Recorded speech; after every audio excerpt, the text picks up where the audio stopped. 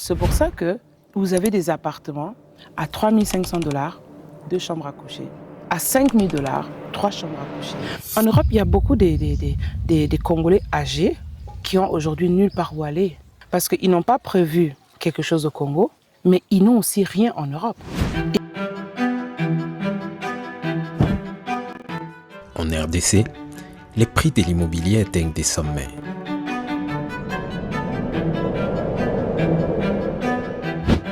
Un simple studio peut se vendre jusqu'à 185 000 $ américains, alors même que la majorité de la population vit sous le seuil de pauvreté selon la Banque mondiale. Et pourtant, il y a toujours des acheteurs, toujours des locataires. Ces appartements sont toujours pleins. Alors la question, et la seule qui se pose, c'est pourquoi ce niveau des prix ? Donc, il faut savoir que le Congo, c'est un pays de business. Ce n'est pas un pays touristique. Vous ne verrez jamais un Européen, un Américain booker un vol pour la RDC pour venir faire du tourisme. Les gens viennent faire du business. C'est compréhensible. On a le pays le plus riche au monde.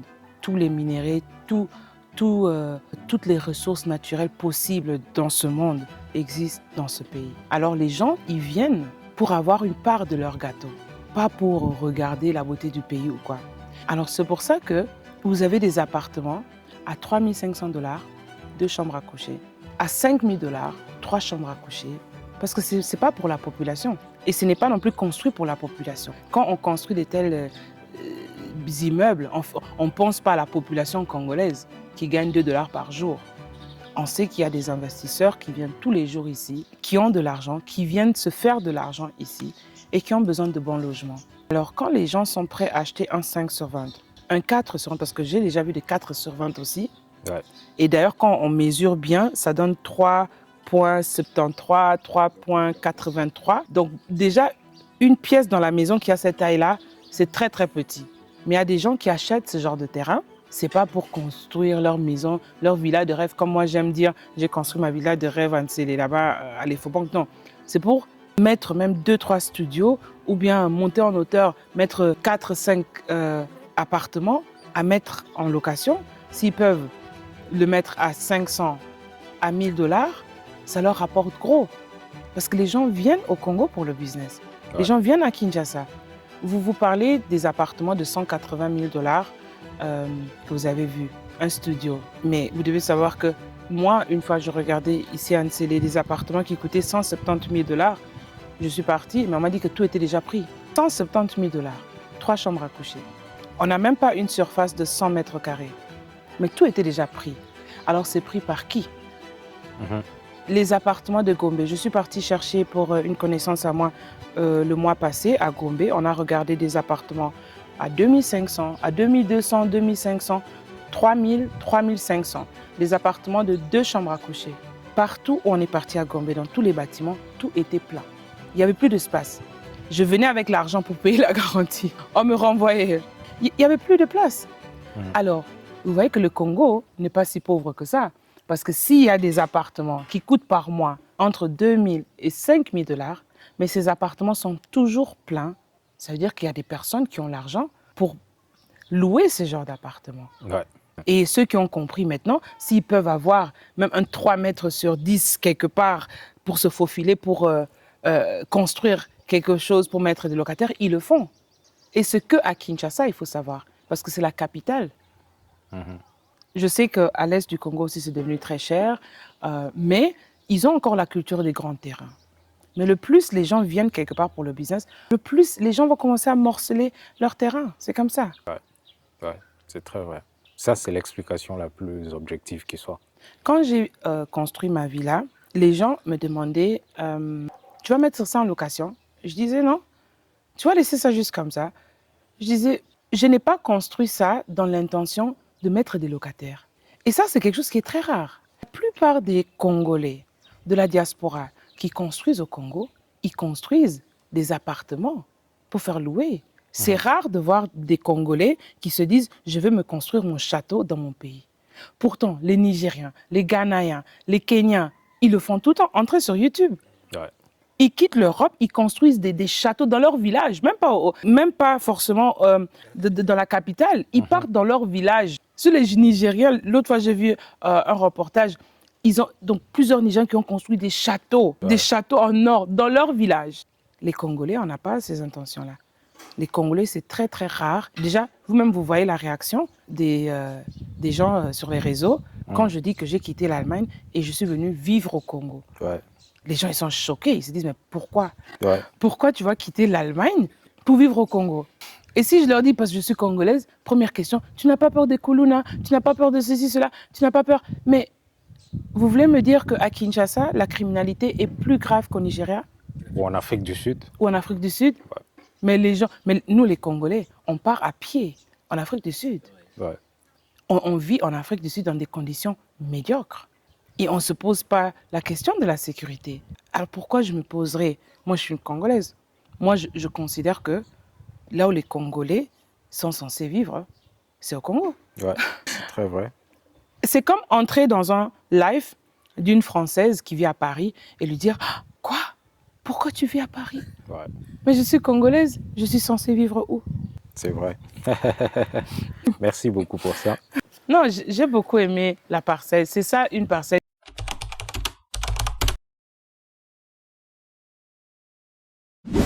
En Europe, les gens de 80 ans sont encore jeunes. Mais 80 ans, c'est la génération de Donald Trump et Joe Biden. Ils sont là, ils deviennent encore des présidents. Donc, c'est ici qu'on a l'impression que quand quelqu'un a 60 ans, que la vie est finie. Non. Alors nous, on dit toujours à notre grand-mère, il faut marcher. Et quand je suis venue, j'ai vu où elle habite. Elle habite à Limete, première rue, Funa. J'ai dit, mais elle va marcher où? Elle va marcher où? C'est trop dangereux de la laisser marcher parce qu'il y a des câbles, il n'y a pas une vraie route, il y a la boue. Oui. Pourtant, si elle était en Europe, elle allait marcher tous les jours, faire un petit tour, elle-même, peut-être avec le chien. Avant, on se moquait des Blancs. On disait que les Blancs, ils n'ont pas des enfants, ils ont des chiens, ceci, cela. Mais est-ce que vous savez qu'il y a un problème maintenant qu'il y a dans la communauté congolaise, que beaucoup ignorent encore, c'est la solitude des vieux. Ouais. Même ici au Congo, c'est devenu rare. Tout le monde travaille. Les petits-enfants travaillent, ils ont étudié, tout le monde est occupé. Beaucoup des vieux sont laissés seuls. Pourtant, on se moquait des Blancs avant. On disait que les Blancs, ils n'ont pas de famille, ils ne sont pas solidaires. Mais aujourd'hui, si vous allez chez beaucoup des vieux Congolais, ils sont dans leur maison, les enfants envoient un peu de provisions parfois, mais ils sont dans la solitude. Ils sont seuls dans leur maison. Ouais. Pourtant, avant, on se moquait des Blancs, on disait que nous, on est familial, nous, on s'occupe de nos parents. Ça a changé. Parce que le plus le monde devient moderne, le plus ces choses changent. Ouais. Je suis partie, il y a une cliente qui m'a engagée pour faire les finitions de la maison de sa maman. Elle m'a vue sur les lives, elle m'a appelé tout de suite. Elle était vraiment chaude. Elle a tout de suite envoyé l'argent, on a tout fait tout de suite. Je suis partie chez la maman. Elle nous a indiqué comment arriver parce qu'elle n'a même pas pu joindre sa maman au téléphone parce que sa maman faisait parfois des jours sans électricité. Alors je suis partie, sa maman ne savait même pas que j'allais venir, rien du tout. Sa maman, elle m'a accueillie avec des bisous, elle m'a pris dans ses bras. Elle était tout le temps toute seule.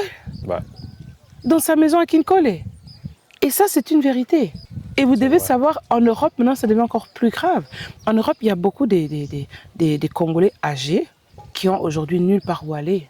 Parce qu'ils n'ont pas prévu quelque chose au Congo, mais ils n'ont aussi rien en Europe. Et maintenant, ils n'ont plus l'âge pour chercher l'argent. Donc, ils sont abandonnés à leur sort.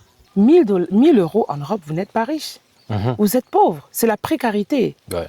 Vous payez votre loyer de 800 euros. Si vous êtes âgé, vous avez la tension, vous avez le sucre, vous avez des médicaments à acheter, tout ça. C'est pas partout que c'est gratuit. Il y a beaucoup de Congolais dans la diaspora qui vivent dans la précarité. Et surtout chez les Congolais âgés. C'est un phénomène qui devient de plus en plus. Il y a de plus en plus de Congolais qu'on retrouve morts dans leurs appartements pendant 2 semaines, 3 semaines. Personne n'était au courant. Et c'est pour ça que j'ai dit aux gens, venez, venez. Si vous pouvez acheter même votre 15 sur 20 ici chez M. Issa, vous achetez. Vous m'appelez, je vous fais une petite maison, même comme le tiny house là que beaucoup aiment maintenant. Une petite pièce, on n'a pas besoin tous d'avoir une grosse villa pour habiter. Une pièce de 20 mètres carrés, c'est suffisant, avec douche, toilette. Donc vous pensez que des gens de la diaspora peuvent s'unir pour acheter des terrains ensemble et bénéficier de grands espaces? Absolument. Le Congo, il est vide. On parle de Maloko, mais même le reste de Kinshasa n'est pas construit. On a que quelques quartiers qui sont trop construits et surpeuplés. C'est pour ça qu'on a l'impression que Kinshasa, c'est plein. Non, même de ce côté-là, c'est pas encore plein. Oui, on dit que c'est seulement 5% de l'espace habitable qui est utilisé. Imaginez-vous. Parce que vous partez d'ici jusqu'après la rivière Maïndombe, dans la frontière avec Bandondo, c'est là où la ville de Kinshasa s'arrête. La rivière Maïndombe. Après Maïndombe. Ok. Maïndombe, c'est dans la ville de Kinshasa. Ouais.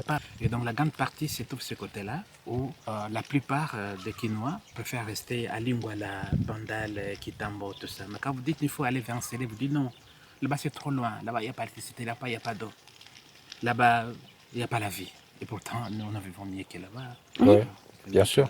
Bien sûr, bien On sûr. peut pas... L'espace que vous avez à la maison, là, chez vous, c'est... C'est ça l'espace qu'un individu normal devrait avoir. Ouais. En fait, ça, c'est un lopango normal. Ouais. Ouais. Mais tellement que nous, on est habitués à des trucs minuscules, on va trouver ça Quand je extraordinaire. construisais la maison, je me dis, mais toi, tu es fou, pourquoi tu construis Il faut tout filmer, tout. Même marcher là-bas, tout L'espace là, j'ai filmer. besoin de rester à l'extérieur, je prends de l'air calmement et si mes enfants viennent, peuvent jouer à l'intérieur de ma parcelle, ne pas aller chercher les terrains de football ailleurs. La parcelle même va servir comme le terrain de football, donc qu'est-ce qu'il y a à aller ailleurs? Donc c'est comme ça. Alors, on se limite seulement avec, comme Madame vient de le dire tout à l'heure ici, un petit terrain de 10 mètres ou de 5 mètres sur 20, on construit l'immeuble, 1 plus 2 ou 1 plus 4, et on se contente de ça. Oui. Et pourtant, la vie en soi, il faut de l'espace. Pour vivre là où il y a de l'espace. Même votre propre maison à vous, ne construisez pas une petite maison comme une cage de singe. Construisez une grande chambre, un grand salon. Donc vous êtes aéré. Donc vous êtes pas tout à fait dans le confortable, mais dans un espace, vous vous sentez mieux que dans les prisons, dans un cachot par exemple. Ouais. Ok, donc c'est ça. Donc la plupart d'entre nous n'en comprennent absolument rien. Ouais. On voit que la vie, c'est là-bas dans le centre-ville. Nous autres qui sont ici, il y a même des fois qui nous traitent de villageois. Oui, mais ça, c'est de l'ignorance, simplement. On vit dans la campagne, mais c'est pas la campagne ici. On vit mieux que là-bas. Voilà. Non, j'apprécie. Ok. Et les enfants ont besoin de ça. Moi, quand j'étais petite, bien que j'ai grandi en Allemagne, mais on jouait dans le sable. On joue avec le sable, on fait semblant de préparer, on court. Moi, j'ai qu'un petit frère et puis 2 frères au-dessus de moi. Le reste sont mes 3 sœurs, mais qui sont beaucoup plus âgées que moi. Donc, elles n'ont jamais été mes copines. C'est toujours les yayas. Alors, je jouais qu'avec les garçons. On montait sur les arbres, on allait cueillir les pommes. C'est comme ça qu'un enfant grandit. Un enfant grandit, il faut le laisser. D'ailleurs, en Europe, on a l'habitude de laisser l'enfant beaucoup jouer. Je sais qu'il s'épuise. Comme ça, le soir, à 18h, vous le lavez, vous le mettez au lit. Il dort bien. Ouais. Il dort bien. Mais c'est que vous dites, c'est vrai, moi je vois comment les enfants congolais grandissent dans des tout petits studios. Le pays le plus grand de l'Afrique noire, Ouais. qui n'est même pas construit avec tout l'espace. Vous enfermez vos enfants comme des animaux dans des petites cages. Ok. Mais dites-moi un peu, c'est quoi votre rêve avec votre société de construction?